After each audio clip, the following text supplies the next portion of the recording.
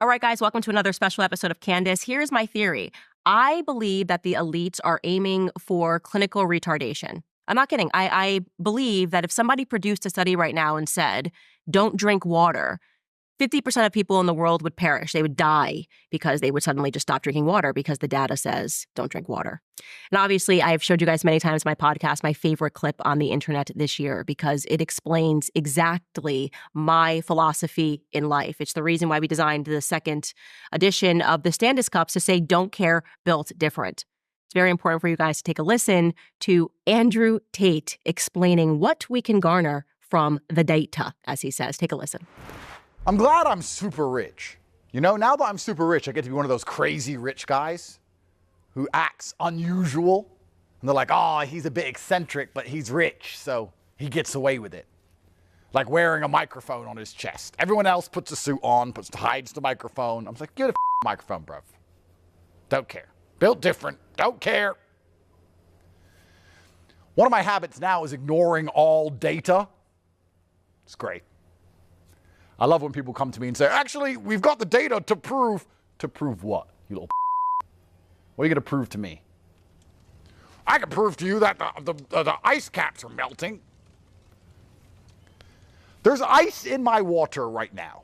I'm going to leave the water unattended until the ice melts. Will the water overflow out of the cup? No. Why are all the richest, most important people in the world who are pushing this scam buying beachfront homes? Oh, but the data says. The data's from the Matrix, and you are the Matrix, and the Matrix is full of lies. Anyone who actually analyzes data nowadays proves they're a dumbass. Have you seen that graph thing, that meme, where you have the most stupid people and the most intelligent people do the same thing? Then you have the midwit in the middle. Data is for midwits, you know? Well, the data says. Yeah, the data says. Well, actually, I guess statistically, the pharmaceutical company who sells the jab made the data. Why are you even reading it?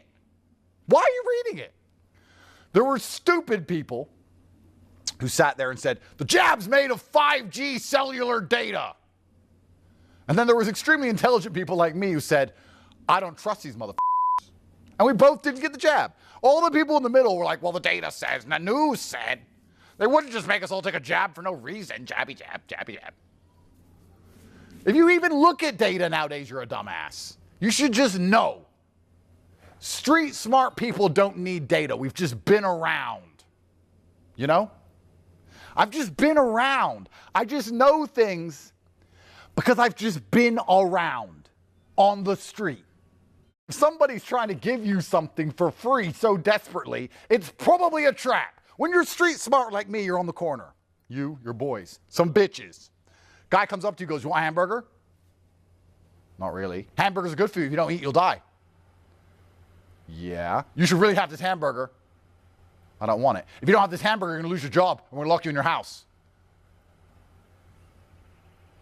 I don't trust him or his hamburger. Why were you people like, well, do you have a study about this hamburger? Do you have some data on the hamburger? Oh, it says that protein's good for you. Give it to me. Dumbass. The guy who got the hamburger is trying to force it down your neck, pull the study out of his. It's perfect. We're going to jump right into a conversation with I've watched it too many times. Well, it's kind of funny because you probably have this also. You have a point of view and people say to you, where do you get this point of view? Why can you think that? What source does it come from? I've been around. How can you think anything else? You know, and there's a whole bunch of people who want to be enslaved to these systems. I think slavery is natural, actually. I thought about this for a long time because I'm going, how could you accept this? Like somebody telling you to stay at home, not see your family, double mask, let your parents die alone. Yep. Everything spiritually should be coming online going, this is not natural, this is wrong, and I'm going to fight this. But they get in line. And even when they know it's wrong, they're still fearful to speak out and say that for fear of persecution. And something that a study that I showed, like a study that was done by the CIA, an experiment rather, to my audience was where they sat a bunch of people in a room. This is a true CIA experiment. And 17 of them were agents, and one of them was from the public, but he didn't know that he was the only person that wasn't an agent. Yep. And they held up a picture of a triangle, and they went around the room, and they said, what do you see? And every agent, went through them first, and they said, square, square, square, square, square. It was clearly a triangle, square, square, square. They get to that last guy, and he says, square. Knowing fully that he is seeing a triangle. Yep. So what they understand is that peer pressure, like the psychology of peer pressure, is a real thing. But it's stunning to me that grown men succumb to this, or something that's unbelievably wrong about that. Yeah, completely. And that's why they attack masculinity so heavily, because truthfully, as a man, if you have an opinion which is different to other men, it crosses your mind, you might have to fight. That's just how it goes, right? So if you're a man and you sit in that room and 17 men say it's a square and you know it's a triangle, you're probably looking them up and down going, can I beat them all? Now me, I'm built different. I'll be like, that is a triangle, sir. You're wrong. You're wrong. But you have to have a lot of faith in yourself to be able to do that, right? A lot of people simply don't speak out because it's a scary thing to do, because now you have personal accountability and then you have to defend your opinions also. And there's a lot of people who aren't capable of or are afraid to defend their opinions, so they just think, I'll just go with the flow. And that's the actual mess we're in. I don't think the mess is so much conservatives against liberals or the sane against the insane. It's this ether in between of people who are just like, it doesn't matter, and I'm not interested in politics, and they're just going along with the system, which is probably the largest contingent of the populace, and they're just allowing this clown show to continue for as long as it's continued. And I don't think many people at home actually understand how, you say you've been around. COVID was a perfect example, but there's a lot of examples of it. But when you've seen enough of life, you see how power corrupts people and how evil people can actually be. I think the large swath of the populace who are just slowly going along with all of this, they don't believe that people are inherently evil. They're like, oh, well, I'm not evil. And why would they do that? I heard that all the time. Why would they make us get an injection if it doesn't help us? Why would they? Why would they? I don't think they understand the true dark hearts that come from a man who just wants to satisfy his ego. There are people out there who just like to laugh. They like to laugh at you wearing a mask and injecting yourself with poison. They thought it was funny. And if you sit there and think that these leaders have any interest at all in you, it's kind of interesting to me. People always say, the politicians are so stupid. And once again, that's a very optimistic view. They're not stupid. They know what they're doing. And you are confused and you think they're stupid because you think they work for you. You think, I hired the politician. The politician's my representative, and he's going to go there to represent my interests. And when he doesn't represent your interests, you think he's dumb. No, he works for someone else. He uses this whole "you can vote for me" democracy garbage to allow you to accept him sitting up there and doing the opposite of absolutely everything you've ever asked for. There's not a single politician doing anything any of their people have ever asked for, nearly ever in the West. They work for someone else. They work for shadow lobbies and hidden interests and big money and banks, and they work for a completely different team. They're doing the exact right votes. They're voting exactly how they're supposed to. They know they're doing their job fantastically. Your confusion is you believe they give a about you, and they never have, and they don't. And we could talk about all of this, like I said, philosophically, but it's very interesting because the world is cyclical and everything goes round in circles. You have a king who's in charge of his empire, and after a while, the king's son he's still a good king, but he's not as good. And then the next king's son has just been too spoiled and everything becomes decadent and you don't want them to be king anymore. And there's a revolution and you fight for democracy, and then democracy comes and there's a fantastic democracy at the beginning and everybody cares. And 3 or 4 generations later, everyone's just robbing and stealing as much as they can and nobody cares about the population anymore. And now you have people inside of America who would very happily put Trump as king for the rest of his life and put his son in charge. And then you go back to royalty. It's like the world is cyclical and nothing lasts forever. And when I talk to Americans especially, they don't have this concept that America can fall. They're like, but what will happen to America? I'm like, it's going to fall. I'm like, what do you mean it's going to fall? Nothing lasts forever. If you lived in Rome and you had these beautiful colosseums and these marble arches and you're wearing your robe and you had all your slaves and you're eating grapes, you can't ever imagine it on fire. One day you woke up and you looked out at Rome and you were like, no way. This is the world. This is the civilized world. This is Rome. There's nowhere else. Still burnt down. That's what happens with decadence over time. And what the West has built itself on is a very thin culture, and it's built itself on the idea that everybody can get rich. Nothing unifies us. If you look at here in Romania, even in this country, everyone has the same language, you have the same religion. They all watch the same TV shows growing up. right? They have the same folk stories. They do the same thing at Christmas. Everyone has a similarity amongst them. So even if they disagree politically, there's a lot that unifies the people, which is why it's a safe society. I remember when we went to school when we were young, you'd go and you'd talk about the TV show from the night before that everybody watched. Everybody. And now we don't have that anymore, right? So the only thing that unifies people in the West, because there's nothing that unifies us. We don't agree on the flag. We don't agree on religion. We don't not the same skin color. We don't speak the same language. There's nothing that unifies us except this idea that we can become rich. Go to the West, get rich, be nice to people. But now everyone's realizing you're not going to get rich. And this is where the problems are coming because they're realizing the American dream's a sham. And it's a lie. So we have this very thin culture. And we say these other countries, well, they have thicker cultures. Their cultures aren't thin, and a thick culture is good for the cohesion of society, but they're not free. And we're free. And then I sit and think, well, if you speak against authority in the West, they teach you a lesson, so you're not actually free. So how do they prop up this false idea of freedom? What they do is they put the freaks to the front. So what they do is they push the freaks to the front. So they say, look, this person chopped their off. We're free. In other countries, you can't chop your off. It's like, okay, that's fine. But I am not free to do anything important, like speak against power, like speak against AIPAC. You're free to hurt yourself. You're free to do dumb. You're not free to actually talk about anything important ever. And I feel like one of the reasons why they're promoting all this degeneracy is to try and keep this bullshit idea of freedom alive. Because if they took that away, you'd wake up and realize, oh, okay, this is actually no different than most of the world. And I'm not going to attack only the West for this. You can't talk against Putin in Russia, and you can't talk against Islam in Saudi, and you can't talk against the king of Laos. I'm sure you're going to pay a price. That's how the world actually is. We're the only ones who are lying about it.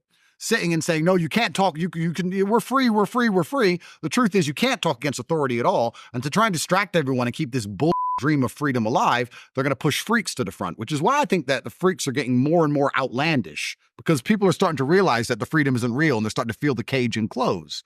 So as people are starting to sit there and realize, wait, maybe I don't live in a free country.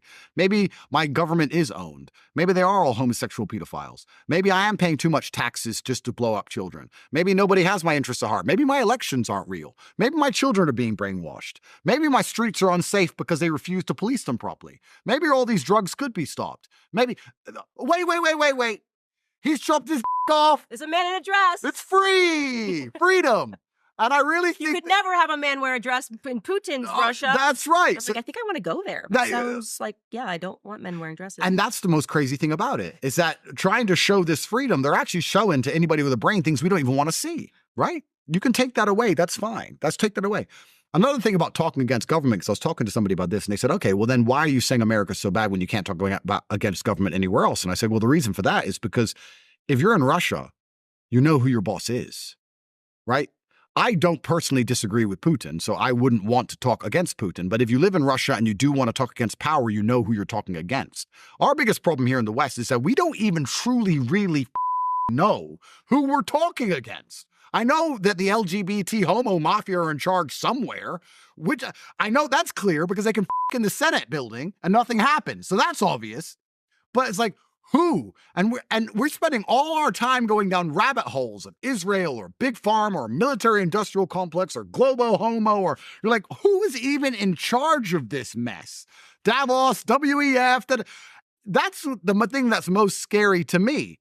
It's not the fact that we can't speak against power, because you can't in a lot of places. It's that we're not even allowed to know who the powerful are, because then they're accountable.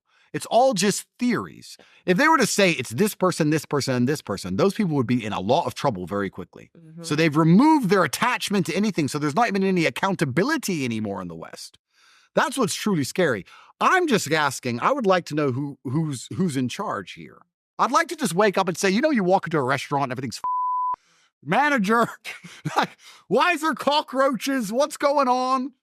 I'd like to just go, who's the manager of the West now? Who's actually in charge of any of this mess anymore? So it's actually the thing that's most scary about this freak show is the reason they're pushing it so hard to the front is because they're trying to keep this imaginary balloon of freedom and the American dream and all this garbage ahead, because we have a very thin culture.